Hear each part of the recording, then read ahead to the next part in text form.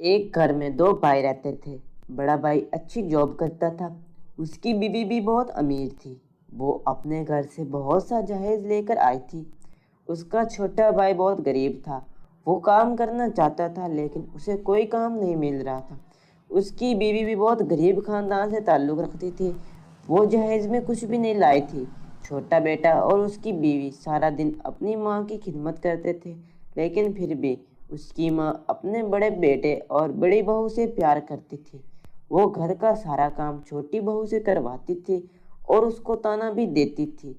एक दिन रेखा शिमला से कहती है, जाओ मेरे लिए चाय लेकर आओ। शिमला चाय बनाकर रेखा के पास लेकर आती है और उसको चाय पकड़ाने वाली होती है कि अचानक चाय रेखा के कपड़ों पर गिर जाती है। रेखा शिमला को बहुत डांटती है। शिमला कहती है, मैंने इसे जानबूझकर नहीं किया। मुझे डांटे नहीं। एक तो तुमने मेरे ऊपर चाय गिरा दी और दूसरा मुझे ही बातें सुना रही हो। तुम गरीब हो, अपनी औकात में रहो, मेरे सामने बोलने की जरूरत नहीं। बड़ा भाई बीवी के कहने पर अपने छोटे भाई और उसकी बीवी को घर से निकाल देता है। चलते चलते वो जंगल में पहुंच जाते हैं। वो एक दरख्त के नीचे बैठ जाते हैं। शिमला कहती है, अब हम कहाँ जाएं? हमारे पास पैसे भी नहीं हैं। पता नहीं हमारा क्या होगा। इसके बाद शिमला रोने लग जाती है। तभी उनके पास एक परी आती है। वो शिमला से पूछती है। क्या हुआ, तुम रो क्यों रही हो? फिर वो परी को सारा वाकया सुनाते हैं। क्या आप हमारी मदद कर सकती हैं? तुम लोग मुझे अच्छे इंसान लग रहे हो, इसलिए तुम लोगों की मदद कर रही हूँ। परी उनको जंगल में एक प्यारा सा घर बनाकर दे देती है। उस घर के सामने एक खेत भी होता है। परी कहती है, इस खेत में फसल उगाओ और उससे बेचकर पैसे कमाओ। इसके बाद उनकी जिंदगी बेहतर हो गई। वो दिन ब दिन अमीर होते चले गए। दूसरी तरफ बड़ी बहू बहुत घमंडी थी। वो घर का कोई काम भी नहीं करती थी।